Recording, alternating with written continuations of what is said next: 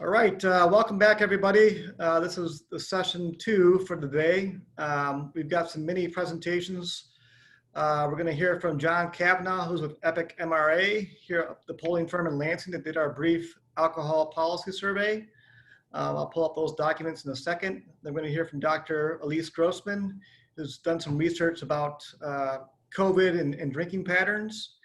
And we hope to get, I believe we'll have Nicole Holt from Texas talking about the USDA dietary guideline recommendations and some updates from the U.S. Alcohol Policy Alliance, and hopefully Susan Dworak talking about the issues around fake IDs. I really thank and appreciate John, Elise, and the other presenters for joining us on such short notice. It was very short notice, so thank you very much. We hope to get Dr. Grossman back, maybe to do a little bit more of a webinar for us in the next few months. She's in the midst of some research that you'll hear about here briefly. But without further ado, John, I'll turn it to you and I'll pull up those documents. Hey, Mike, before we get started, I just wanted to make a note that our presenters will take questions at the end. So if you put them in the Q&A or the chat, they will be answered. We're just gonna hold them until the end to make sure that they all have equal amount of time to give their mini presentations. Thanks for mentioning that, Kelly.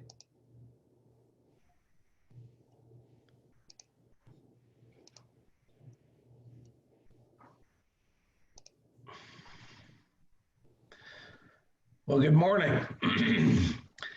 I'm John Kavanaugh from Epic MRA. We are a public opinion survey research firm based in Lansing, Michigan.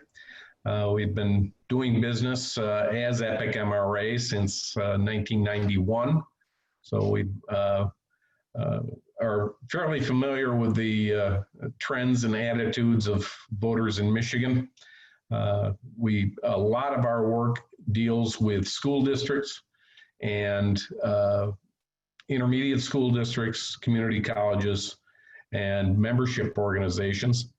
One of the things we do as well is periodically throughout the year, we will be out with an omnibus statewide survey. Omnibus meaning we will cover any number of different topics and we'll invite interested parties to piggyback their questions on that. What you see right now up on your screen is a set of questions recently purchased for our July survey through Mike Tobias, and it essentially repeats a couple of items that have been tested since 2010. They've been tested in 2012 and 2016 as well. At least there are at least one, if not 2 or 3 common questions over that decade period. And the first being the one I'd like to concentrate on initially, that at question 25, it poses a question to respondents asking if they would support or oppose an increase in the beer tax in Michigan. It notes what it currently is and notes as well that it has been the same for 55 years, since I believe 1966, Mike, if I'm not mistaken. Just that short recitation asks if they would support or oppose an increase in it. In 2016, we saw 63% total support. I should back up just a little bit. Interviewers are asked if a respondent says support or oppose, to follow up with, would that be strongly or just somewhat? As you can see, a total support for an increase in the beer tax is at 56% in this latest 2020 survey from July. In 2016, that total figure was 7 points higher at 63%. It is notable, however, that in 2016, the strong support was lower, whereas you've got 42% of all respondents strongly supporting the notion of raising the beer tax. In 2016, that level of intensity of support was 10 points lower. So I wouldn't put a great deal of dismal overcast on that 56% figure compared to the 63% figure, because there is a large increase in intensity of support.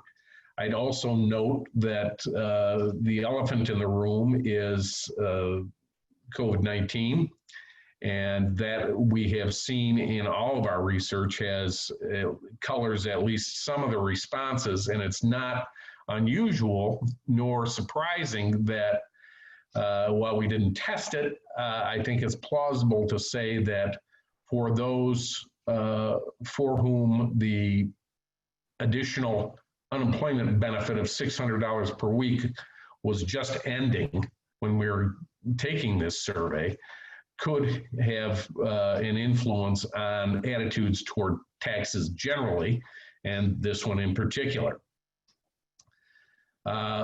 We changed our course just a little bit in how we asked the follow-up questions to see if there would be an increase in support for that increase in a beer tax if the respondent knew the revenue generated would be dedicated to substance abuse programs. In prior surveys, you'll see at question 25, the interviewers are instructed to skip the questions, the follow-up questions of dedication of funds, under the assumption that if you support it, it doesn't much matter where the revenue goes to these individuals.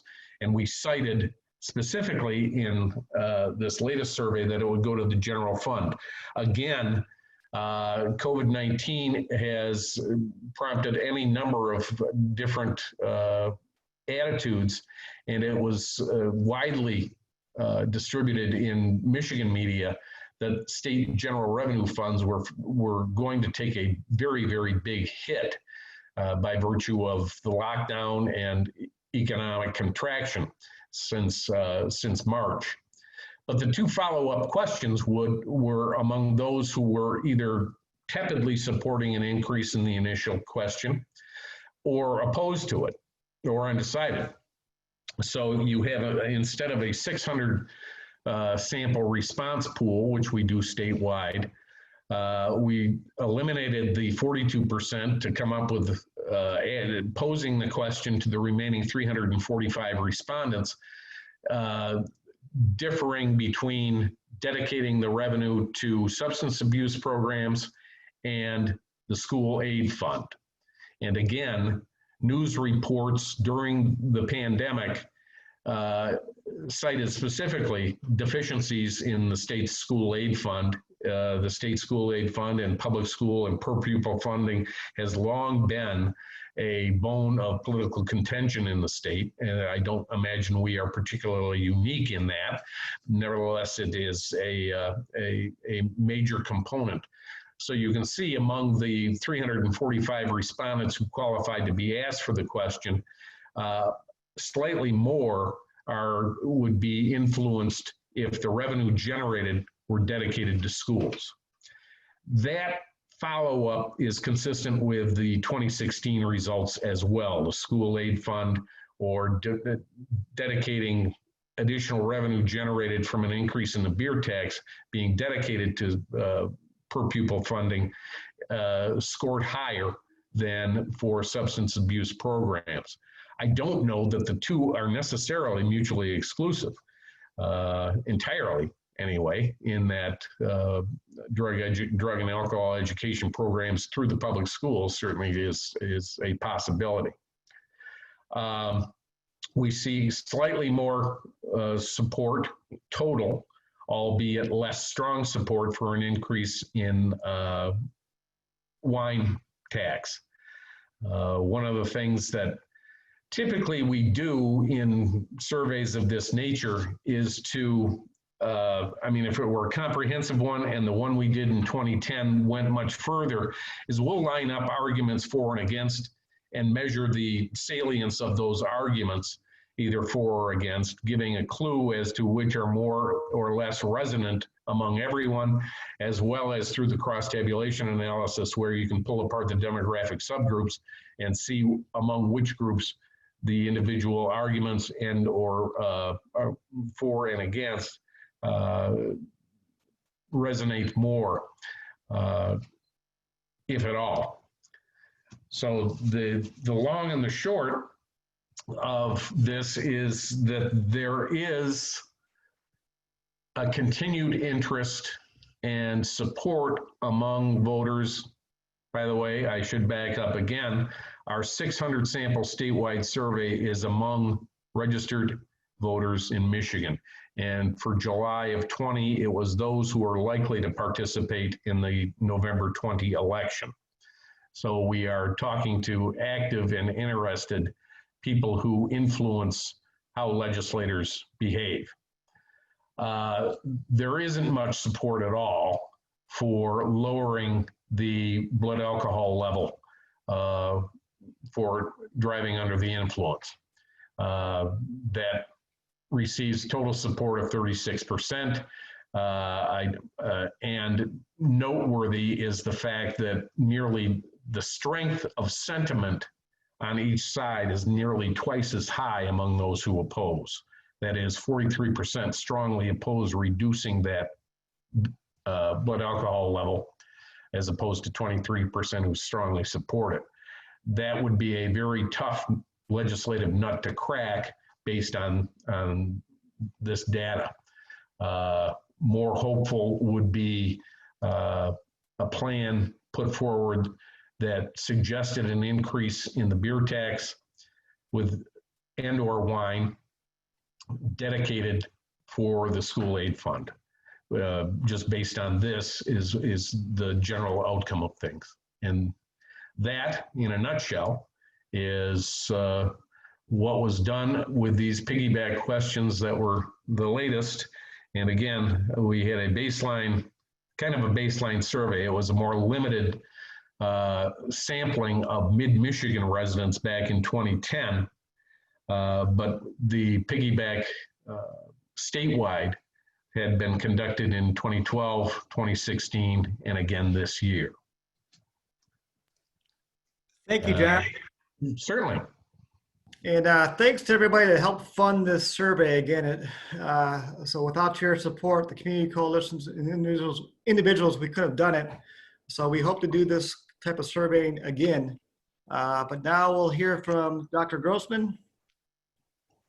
Great. Let me just share my screen.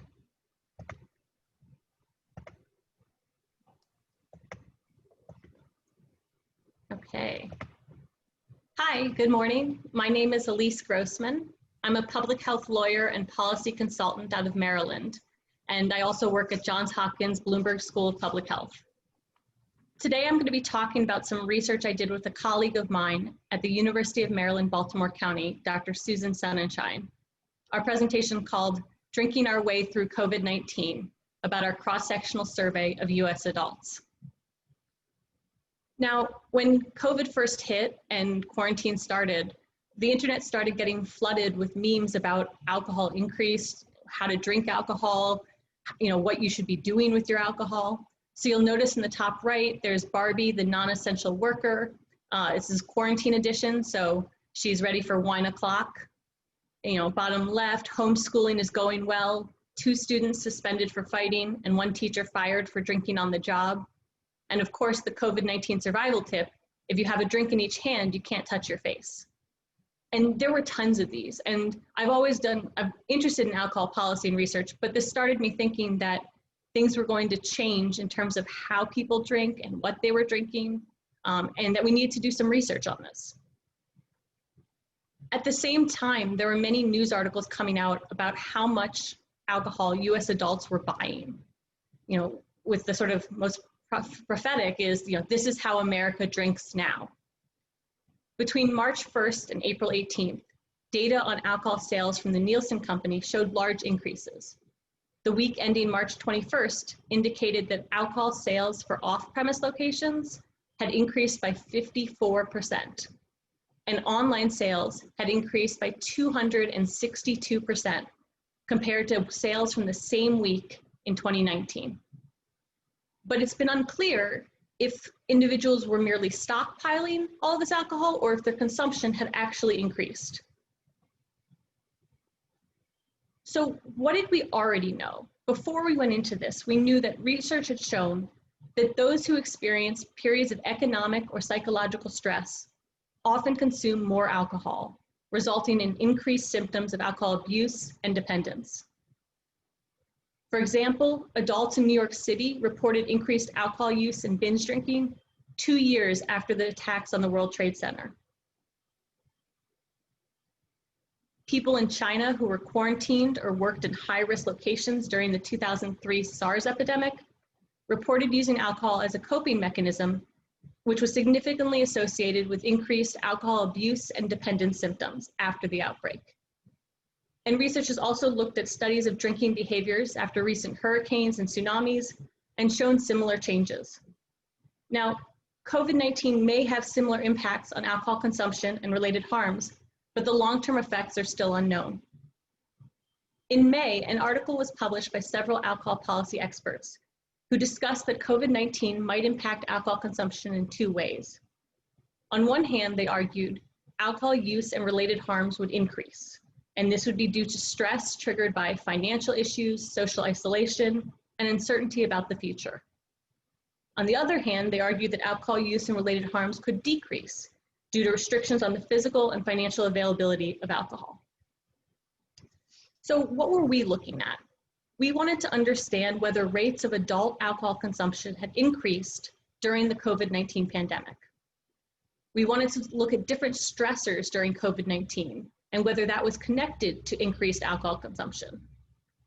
We were also interested in state alcohol laws. So many of you have seen that there's now cocktails to go and curbside delivery of alcohol. And we wanted to look at how these different laws impacted alcohol consumption. And lastly, we looked at adults who reported higher rates of alcohol consumption and wanted to see whether they engaged in other risky behaviors, such as not wearing a mask or gathering in groups. And you'll notice we focused on adult drinking. Although we did not examine this, there's a lot of research that ties the relation between adult drinking in the home environment and underage drinking. And there's been reports on increased domestic violence and child abuse during COVID-19, something else we did not look at, but that is also related to alcohol. So we did an online survey. It had 61 questions related to alcohol consumption, stress and lifestyle changes during COVID-19, and demographic questions. We recruited participants from across the US through social media posts and emails sent via group listservs. In the end, we had about 1,000 people access the survey. And when we cleaned up the sample, removed those who were not over 21, who didn't consent to participate, our final sample was 838 people, of which 700 completed the whole survey. You'll notice our sample was mostly female, white, and non-Hispanic. And this demographic breakdown is consistent with other surveys, other online surveys. Around 1/3 of our sample reported having children under the age of 18 currently living with them. The majority of participants in the survey were between the ages of 35 and 49, and the second largest age group was between the ages of 26 and 34. So it was a younger sample, which is once again consistent with other online surveys. So what did we find? And I will say these are preliminary findings. We're still analyzing data and getting papers out. But overall, when compared to the 2018 National Survey on Drug Use and Health, the NSDUH, 2020 survey participants reported consuming significantly more alcohol.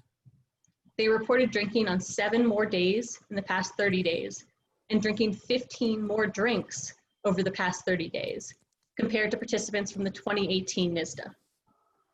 We also looked at risky drinking behaviors. So we looked at binge drinking, which is, I'm sure you know, is 4 drinks for a male, 5 drinks for a female on one occasion.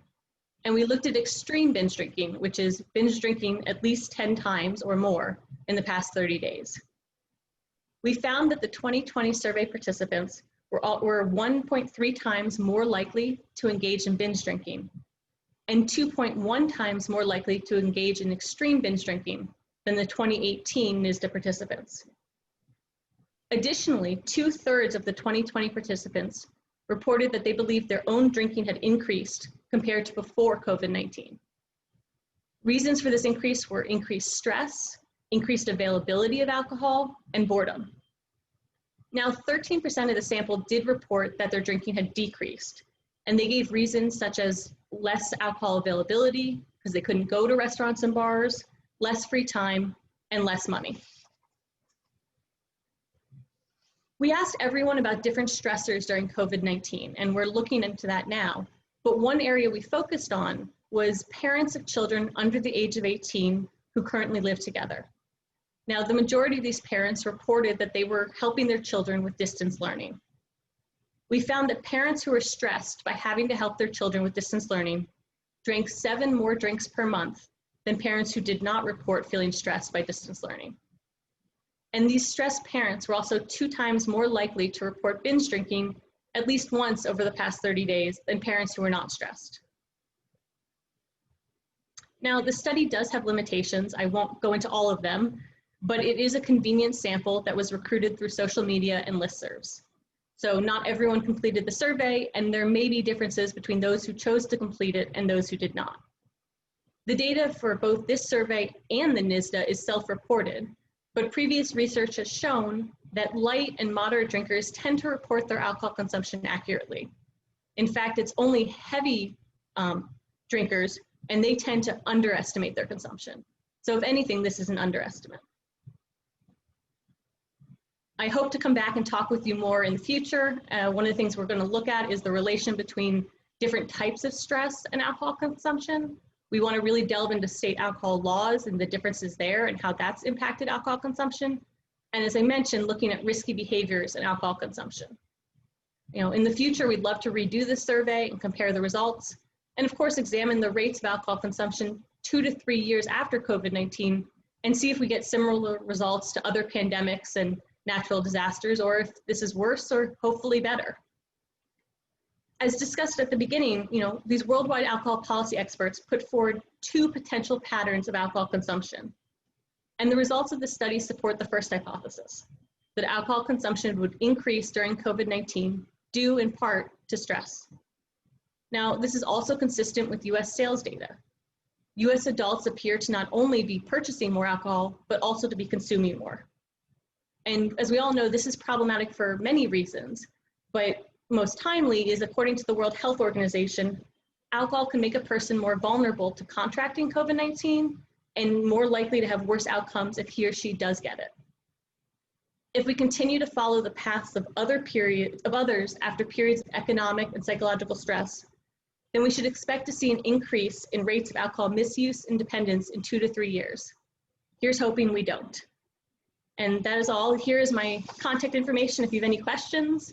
I'm happy to answer them either at the end of this talk, or you can email me at grossman.elise@gmail.com. Thank you. Thanks a lot, Dr. Grossman. We appreciate it. Again, we're going to go on. Susan, let me make Susan a co-host here and pull her in. We're going to go with Susan next because I don't think Nicole is here. But Susan, let's see if we can get you up.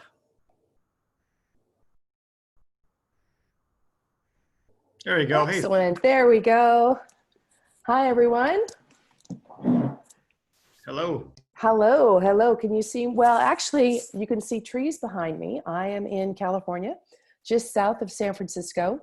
And for the past few days, I have not even been able to see my own trees because of the smoke. And you can probably hear that in my voice, so please excuse my voice. Mike, would you like for me to just jump in on this presentation and do a share screen? Yeah, you go right ahead, Susan. Excellent. Thank you so much. I appreciate that. So my name is Susan Dworak, and I am the founder and CEO of Real Identities, and we are a social responsibility company. We are a team of legal and tech experts, mostly based in Silicon Valley, but we are spread around the country. And our goal is to prevent underage drinking. And I'm switching my screens around here. There we go. let me go ahead and do a share screen. The first thing I want to talk about today is delivery, and then I'm going to talk about how we're preventing some of the issues that are happening. So as Elise mentioned, consumption is up. In fact, consumption has spiked and delivery has spiked. And so we are saying, tag phrase that we have at Real Identities is, delivery is actually a teenager's answered prayer to the alcohol gods. And here is why. Actually, before I jump into that, let me tell you, I'm going to explain what's happening in the alcohol delivery industry with teenagers, especially as all these kids are going back to college. We have developed some free COVID resources. I'll share the website with you shortly so that we can help delivery folks and businesses with delivery. We have a video that shows how to do contactless ID checking and how to look for expirations on IDs, because COVID, given COVID, the DMVs are extending some of the expiration dates.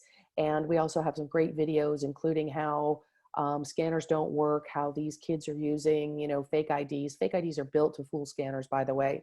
How the, scanners are not working to check IDs. So we've got a number of resources, and I hope you'll check those on our website. So here's what's happening in the delivery world now.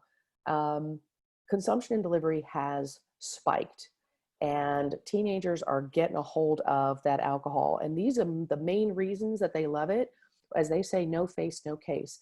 With delivery, they don't have to leave the party. They don't have to leave their dorm. They don't have to risk a DUI.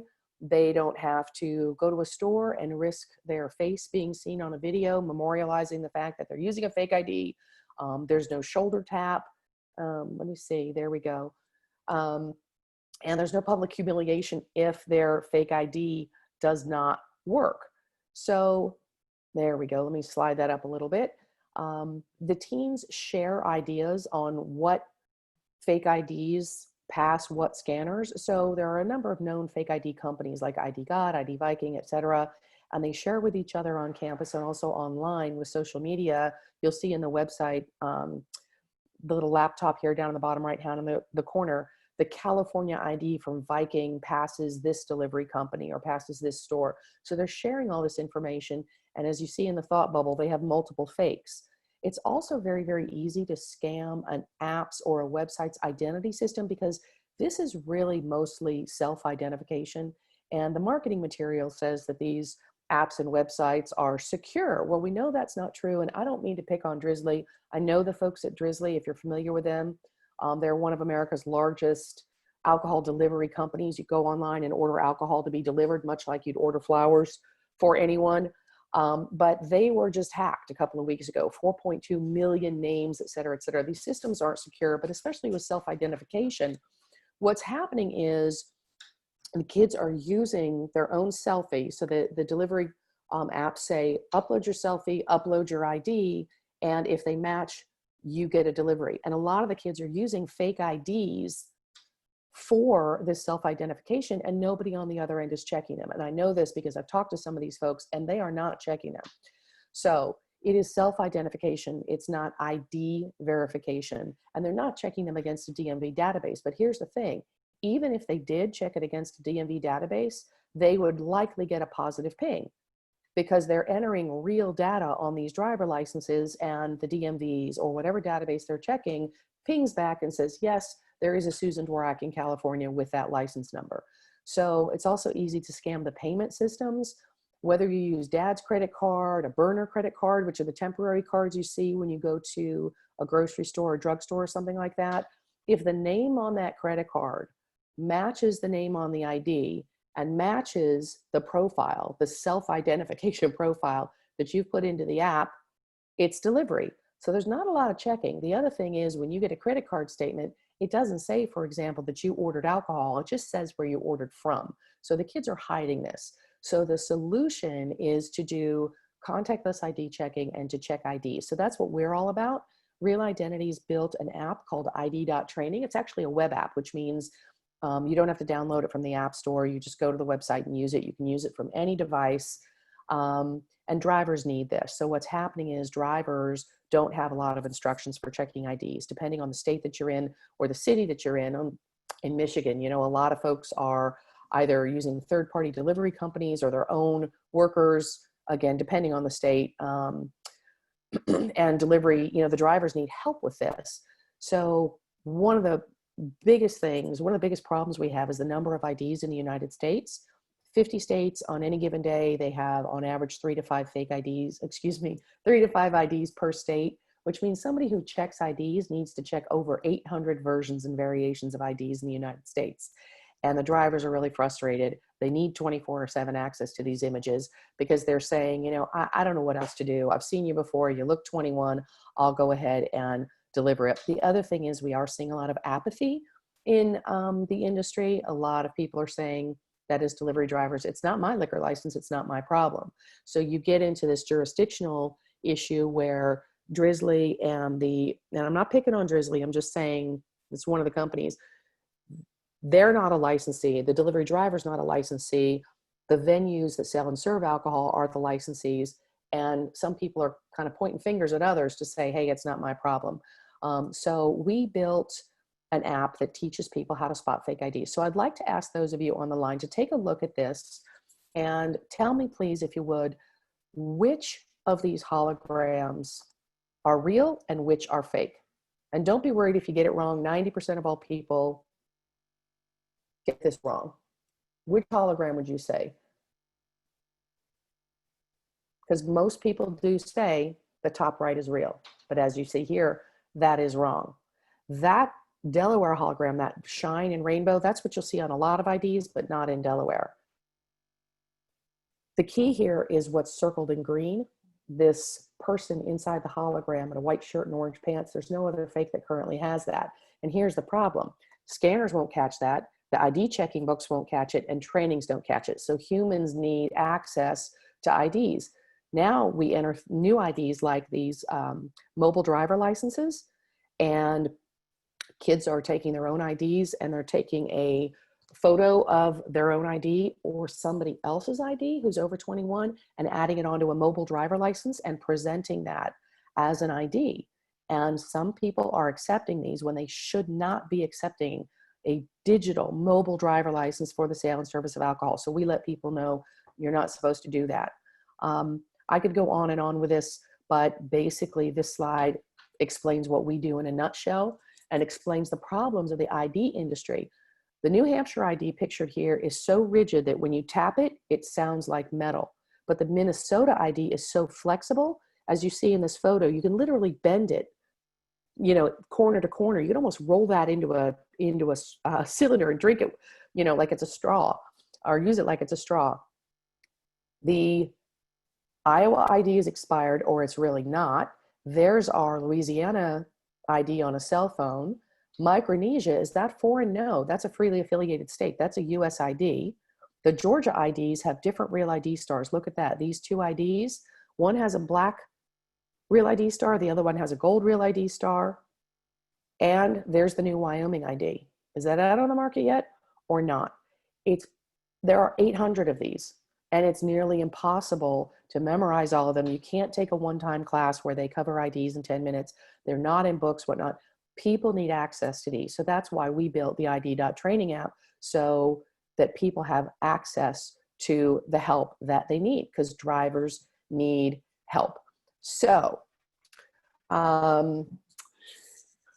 Mike, let me know when I'm getting up on my time here. I'm just taking a look. I apologize. I didn't look at the exact time when I started, but 2 or 3 minutes.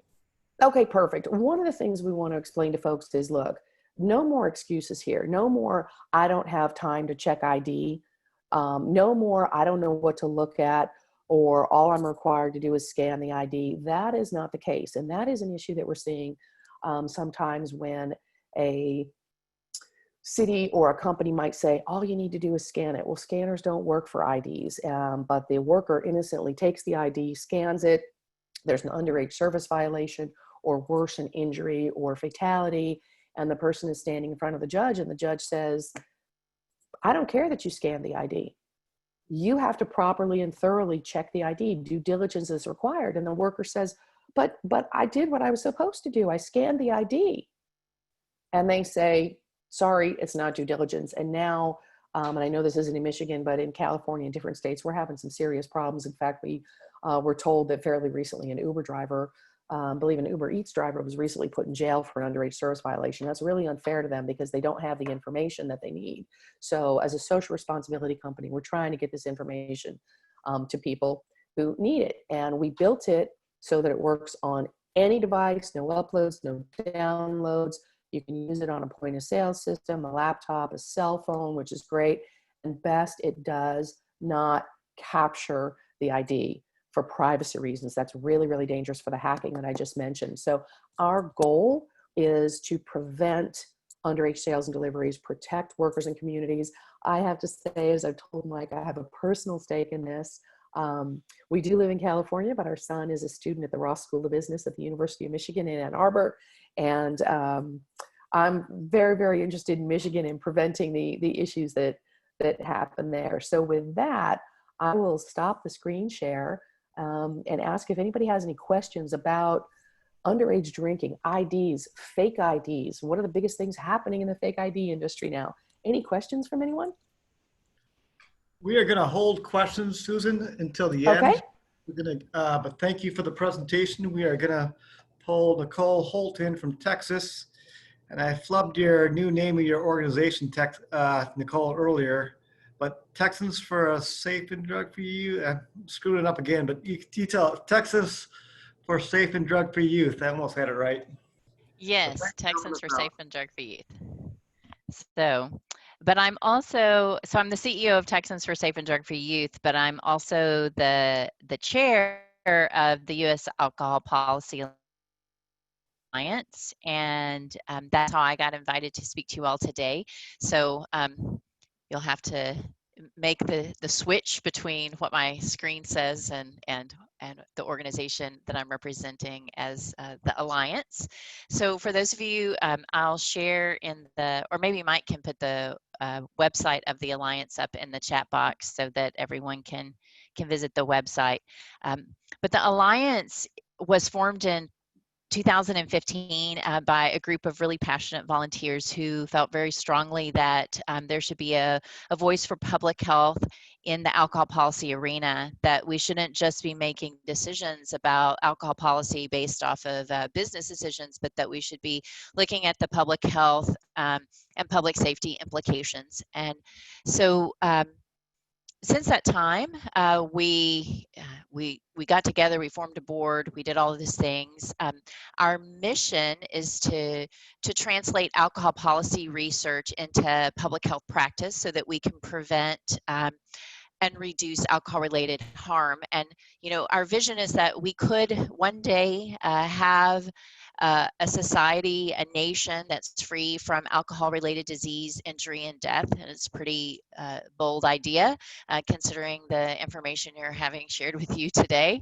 But the idea is that that is possible when we prioritize public health and safety as part of the conversation, when we're looking at how we allow access to alcohol. So with that in mind, one of the things that we've recently started is having what we call these interactive dialogues. And just to also be a little clear, we're governed by an advisory, by a board of directors, and then we have an advisory board of scientists and policy kind of, for lack of a better description, policy wonks and things like that, who help us with all the science and the scientific information. Elise Grossman serves on the advisory board, and we appreciate her and her service for that with her legal mind.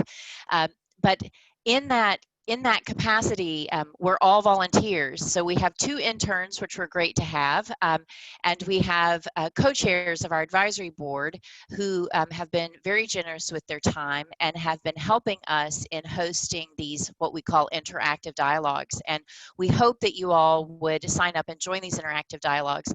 But this is where we convene a group of typically scientific experts on a topic. And then we have and we do it over Zoom, and it's very interactive. What we're trying to do is have experts talk about things that we need to know about sort of like what we just heard from Susan sharing, and then for an opportunity for us to have dialogue as advocates and public health practitioners on what do we do with that information. And that's been a really enjoyable time for myself, and I think for others. We've been having really a large amount of people join us on these interactive dialogues. We've talked about COVID and what's going on with COVID and alcohol use. We recently talked about alcohol excise taxes, and we had an expert talking to us about how alcohol excise taxes works and what a great prevention tool it is. And then we had some local advocates talking about what they had done to change the rate of alcohol excise taxes in their communities and their state.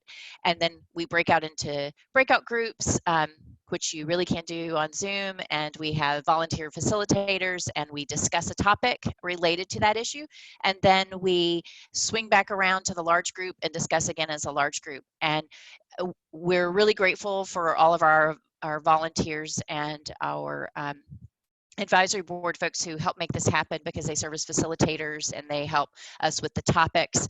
But we're really excited about the advocates who've been joining us and folks who are working as public health practitioners to figure out what do we do about these issues that we keep being faced with. And ideally, that's really what a key thing that the Alliance is doing is how do we come together and network together and not reinvent the wheel, work and leveraging resources, so we're not working harder with fewer resources and duplicating efforts. And so that's been really exciting from as a CEO of a statewide organization. I appreciate hearing from other folks and other communities and what they're doing and the challenges that they're facing.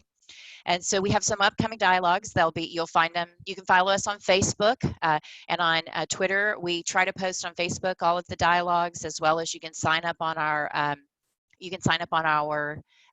website to get notifications. And then in 2020, due to COVID, we've had to postpone our alcohol policy conference, but we also host about every other year an alcohol policy conference. It's the only one that's really of its kind in our country, and it brings in, again, researchers and scientists and so forth who are going to present content, advocates who've been successful or face some challenges that they've overcome around implementing evidence-based prevention strategies. It's a great time to network. So we had to reschedule for 2022, so keep your eye out on our website and sign up to get notifications so you can join that event too.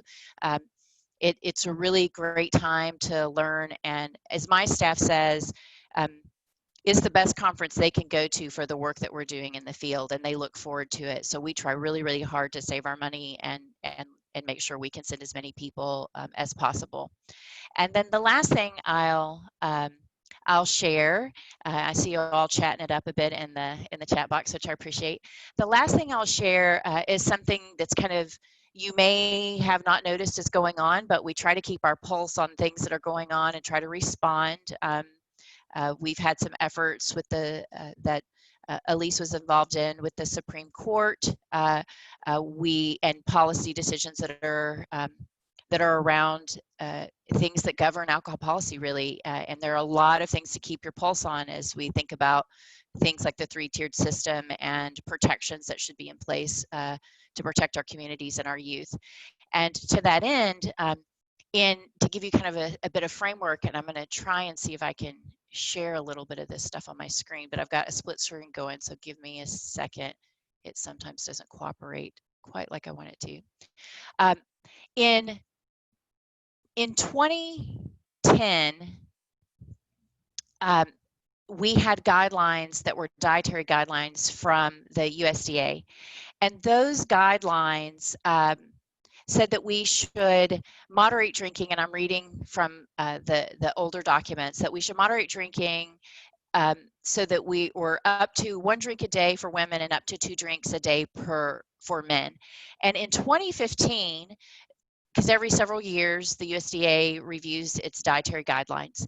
In 2015, there was an effort to shift that, what I would call more proactive public health perspective around limiting alcohol use, they attempted to shift it so that the recommended moderate drinking levels would be 3 drinks per day for women and 4 drinks a day per men, which didn't fall in line with what the science was coming out with at all.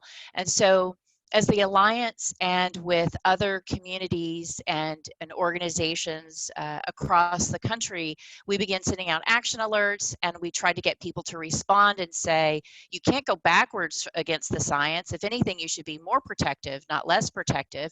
And so going from recommendations that said moderate drinking was 1 drink per day for women and 2 for men to 3 and 4, that was triple the daily limit for women and double the daily limit for men. It just didn't make a lot of sense. So we really got a lot of folks to respond. And they did not change the dietary guidelines. They pretty much left them as they were. So this year, again, the dietary guidelines were up for review, and we encouraged people to comment on them. And the really exciting part around that is that they actually went to a more proactive stance and started making recommendations that were better than before. And we encouraged them to go even further, and that saying things that like you shouldn't begin drinking if you think there's sometimes mixed science out there that you think it'll make you healthier, but it won't, but actually the science says you're more likely to have health risks, not health benefits if you're drinking alcohol, and trying to clarify some of that. And that to stay behind the recommended limits, that there should be no more than 1 drink per day for both men and women, where if you're going to consume, don't consume more than 1 drink per day. So just this week, let me see if I can find the story. I was very excited to see that this happened. Let me see if I can figure out where I put. This is the problem with both Zoom and oh, okay. Let me see if I can share screen and make this happen. This should be it, I believe. So hopefully you all can see this link to this Market Watch article that the Wall Street Journal was reporting just this week, that men are now advised to cap alcohol consumption at 1 drink a day as federal committee rethinks dietary guidelines. And then it's highlighting that the data is showing that consumption on the risk is on the rise during the coronavirus pandemic, which you all have been talking about. And then it begins to talk about the new guidelines, and I'm thinking, well, this is so terrific. I mean, we're actually making some progress. While some things go the opposite direction, which frustrates us, and we got to be in the middle of that, staying in the middle of things, advocating for change, and making sure that we're being protective does in fact work. And I just want to remind everybody that that does in fact work, and that's why it's so important that we give voice to our causes around this particular public health strategy. Because if we don't, who will?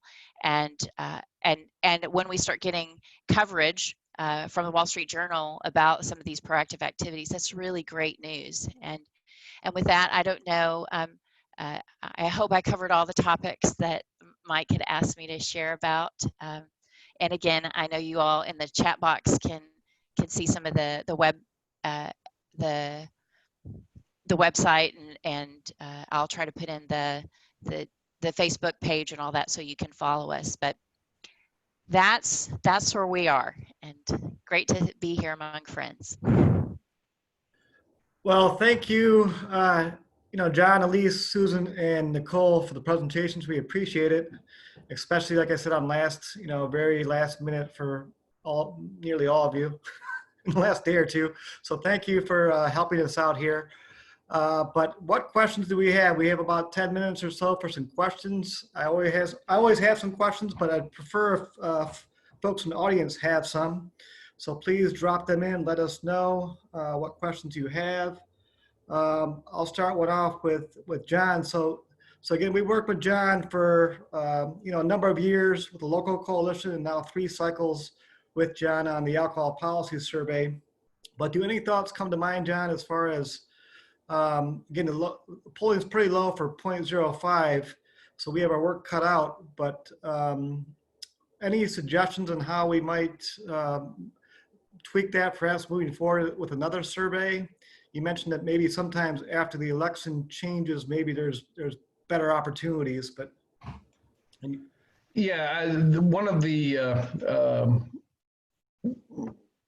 I hate to use the term drawbacks because it's a statewide snapshot of opinion, but you're dealing with what necessarily has to be legislation. And often statewide opinion, at least as under the current configuration of districting for the House and Senate in Michigan, isn't necessarily persuasive to the chairs of the respective committees who hold sway on what gets taken up and what doesn't. We will see in the aftermath of the 2020 census, Michigan passed overwhelmingly a nonpartisan redistricting commission formula, and we'll see what shakes out of that, whether or not legislators are more responsive to statewide data by virtue of what are apt to be more competitive individual districts in the future. That isn't a guarantee, but following the 2022, in 2022, a whole new set of legislative districts will be in place. I can assure you that they will look markedly different from what they look like right now. I'm a veteran of 2 rounds of congressional and state legislative redistricting from a former life as a legislative staffer. So I know how to make things. It's more important what isn't shown than what is, I guess, is one way to put it. And with this 13-member commission, we are apt to not see some of the configurations that we currently see and have over the past 2 redistricting efforts. The long and the short of that is continued research on the issue of an increase in the beer tax and or wine and or spirits is worthy of doing with the hope of a more receptive audience in the state legislative chambers. As far as lowering blood alcohol rates, it's difficult for me to see where that would be altered a great deal by virtue of a different legislative makeup. The numbers coming out of this latest survey with only 36% support for reducing it from its current 0.08 down to 0.05 does not bode well unless there is an education campaign that demonstrates the worthiness of that reduction. Yeah, I agree. We have our community coalitions have our work cut out for us to try to educate folks on these issues. So thank you. Yeah, and dedicating, at least in the current climate, dedicating any revenue generated to a specific purpose rather than the general fund is more widely received favorably than simply dumping it into the general, what many voters view as the abyss of the general fund. Gotcha. Got a question here from Amanda. Anybody's welcome to answer. It might be directed to Susan, but I'm sure Elise, Nicole may have some thoughts too. But how can we help curb the sales to minors here in Michigan since they are now doing the cocktails to go? I just feel like it is giving so much more access to minors. We have some in our community that have juice box-like containers with straws to go, and there is nothing on it stating it contains alcohol or that you need to be over 21 to consume it. How can we help educate these businesses on these issues? Thanks, Amanda. I'm happy to jump in on that. Would you like me to jump in first, or does someone else want to jump in? Go right ahead. Great. So the answer to that is an excellent question. And the folks who are manufacturing this alcohol know what appeals to a younger crowd. And the answer is don't let them get it in the first place. The answer is everybody in the chain of service related to the sale and service of alcohol needs to be held responsible. I mentioned that, for example, the online apps and websites are not licensees. The people who sell the alcohol, retailers, bars, restaurants, are the licensees. People delivering the alcohol may or may not be an employee of the licensee. They may be a third-party delivery company like a DoorDash, Instacart, Uber Eats, or even an independent person.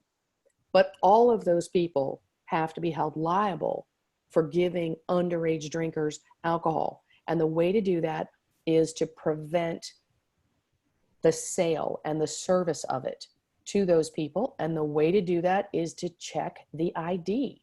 These people need, one of the things I always say is, no matter how complicated, and my background is in law. I spent my career 30 plus years with large law firms. I'm a regulatory compliance expert, and I'm specializing now in fake IDs, and I have been for 5 years. And what I tell people is no matter how complex the law, the rules, whatever it may be are, the ultimate reality with alcohol is that one human being is handing another human being a mind-altering substance.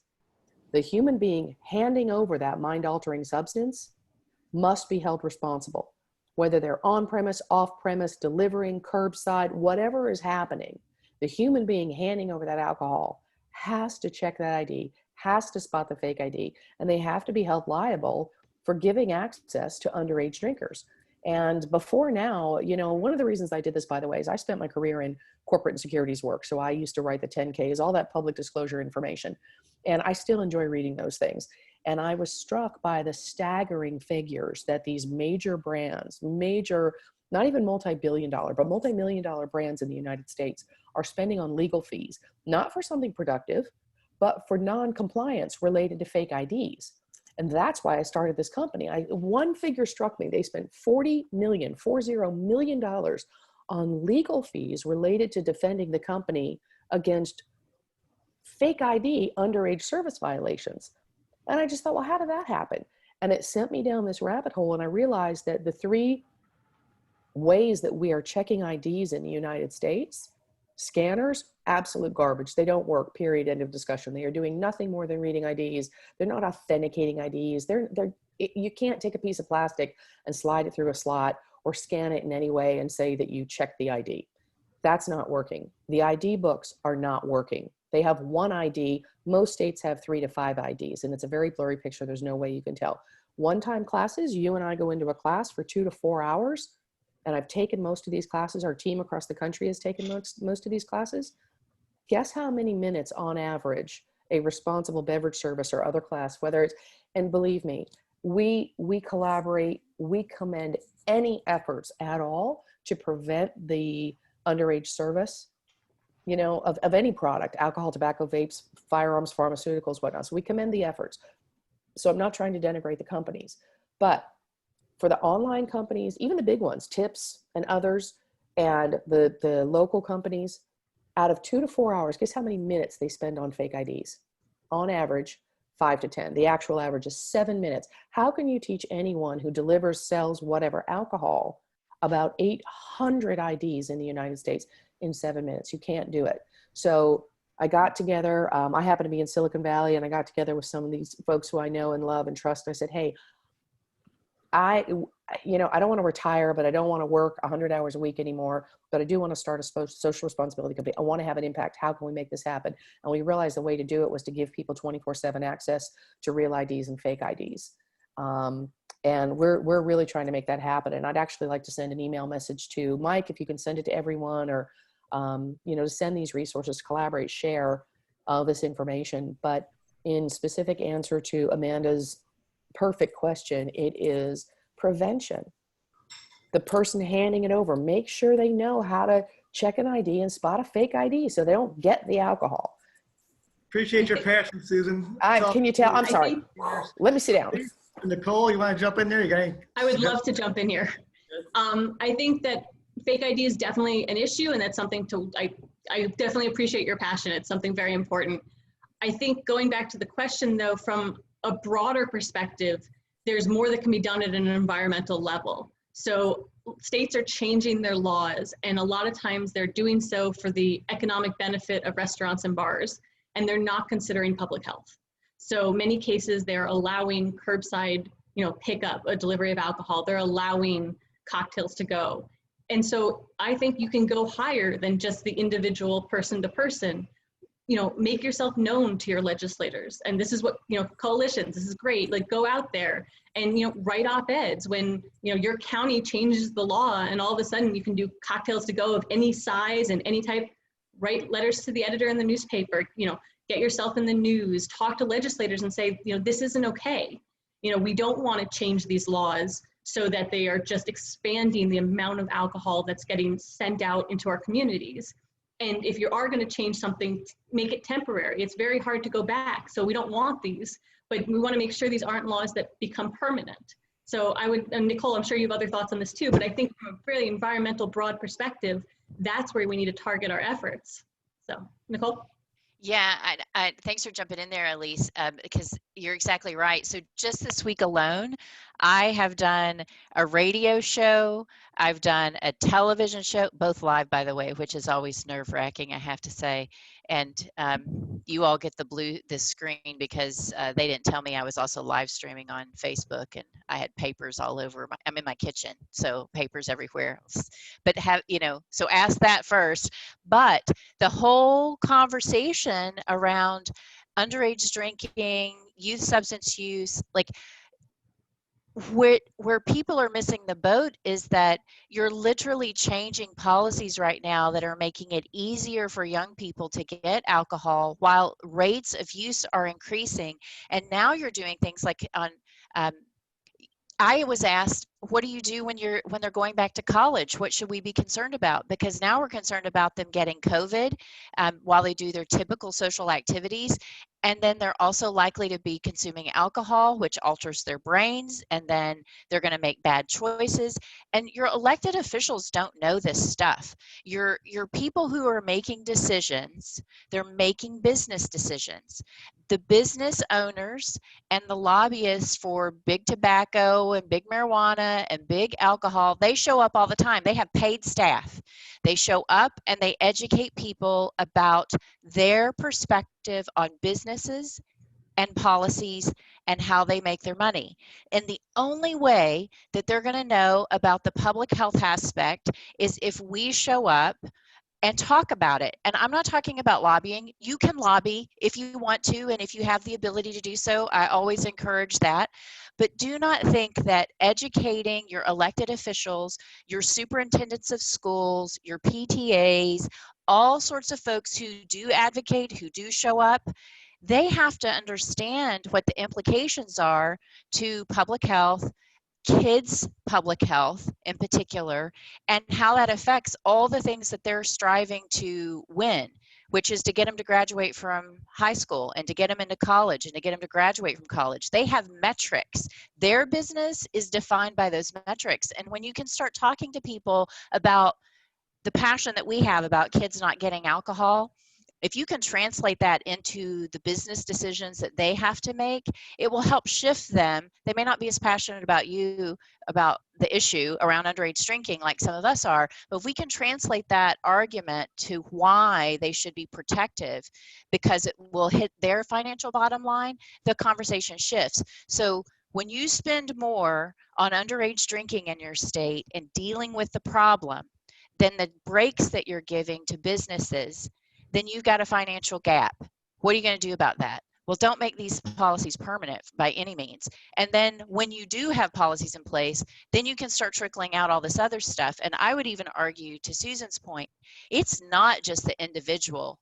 I mean, to me, that's a business cop-out when you only force it on the individual who makes the delivery to the person to be accountable. Someone hires them and someone manages them, and their entity should have a policy, and they should be held accountable when they are not adequately training their staff. Because when I go to Costco and I get a rude person at customer service, I don't get just mad at them. I get mad at Costco although Costco rarely has rude people at customer service, but you know what I'm saying? Like, they have an entity that has policies, that has trainings, that's an expectation that when I go to Costco, I'm going to get good customer service. And when I don't, I'm going to let somebody hear about it because I know they train their staff well.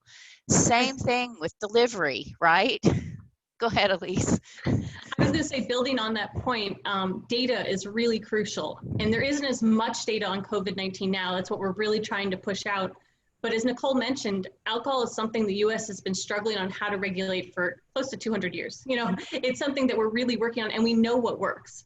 You know, the 3-tier system. So even if you don't have specific COVID-related data, we know about different products, we know about different laws. So there is data out there that you can use to make your point that changing these laws, which have worked, and what does work, is harmful by just relaxing and removing them. Well, If I thank can you jump- all. Oh, sorry, Mike. Do we have time for a comment, or should I hold back? One quickly, we're on overtime. We got a break until our 1 o'clock, but go Got ahead. it. Thank you so much. I think that Nicole and Elise and I should run the world. I think that we should just go for like world domination. And everyone on this call, I'm just, you can feel my passion. One of the issues we are having, to Nicole's point, and also Elise, is just this last sentence, is we have been trying to regulate alcohol in this country for 200 years, and no matter what people do, companies will out-monetize government, they out-technologize government, and I call it the Uberization of alcohol. Uber was not the first rideshare service. Lyft was. They went to the California government and said, hey, we want to have a complete stranger pick up another complete stranger through an app. Is it okay? And the California government said, no. Uber got a hold of it and they said, that's fantastic. And they did it anyway. And they had so much consumer traction that the California Public Utilities Commission had to say, okay, we're never going to pull this back, let it happen. I see that happening with alcohol, with delivery apps, online ordering, all the self-identification I talked about. We really need to put some teeth into this from the highest level all the way down to the delivery, one person handing something over to another person level, because people who are trying to profit from the sale and service of alcohol are just running roughshod over lots of laws and regulations. Again, thank you all. We could have spent, I'm sure, another while talking about this, but thank you all for helping us out. Just want to make a comment from Bill Emerson, report visiting his son in Florida. He witnessed a UPS driver leaving a carton of wine outside a door of an apartment in the building in which he lives. A person is not handing alcohol to another person. So yes, that does happen, unfortunately. Barry mentioned a fact sheet on cocktails to go or on delivery issues. I think I've seen something on delivery issues, but I don't recall. I don't know if Elise or Nicole does, but we'll look into that fact sheet on cocktails to go or delivery issues. I feel like I've seen something on that, Barry. I haven't seen specific fact sheets, but NABCA, the National Alcohol Beverage Control Association, has a lot of data on COVID and different laws, but I'm not sure if they have any fact sheets yet. And APIS, the Alcohol Policy Information System database, is also tracking different alcohol laws during COVID. Thanks, Elise. And we hope to get, Susan back and Elise, and we'll probably have Nicole back at some point, and John even, that for that matter. But we hope to have, we're planning on getting them back for a kind of a full 1-hour webinar on some of these things that we've talked about now. So again, many thanks to you guys joining us. One last question for Nicole. Can you tell us what's that sign I like so well on your desk that we relate to so well? Do you know what I'm talking about? Oh, yes. And I didn't buy it for myself, but a messy desk is the sign of a genius. So yes, we share that in common. We have. I've been getting a little flack about my office in the last few months, and I just think of that. And I was going to pull up a picture of your office, but I didn't want to do that to you without warning you ahead of time. So I decided not to, because I got a few snapshots. But thank you all for joining us. that's just to make him feel better, just so you know. He's validating his messy desk. Right. Well, thank you all. We'll see you all at 1 o'clock again for our next session with the also Highway Safety Planning and the University of Michigan Transportation Research Institute. Jessica Riley and Patrick Bowman talking about partnerships at work or that. So we'll see you soon. Thank you. Bye-bye. Thank you. Thank you. Bye.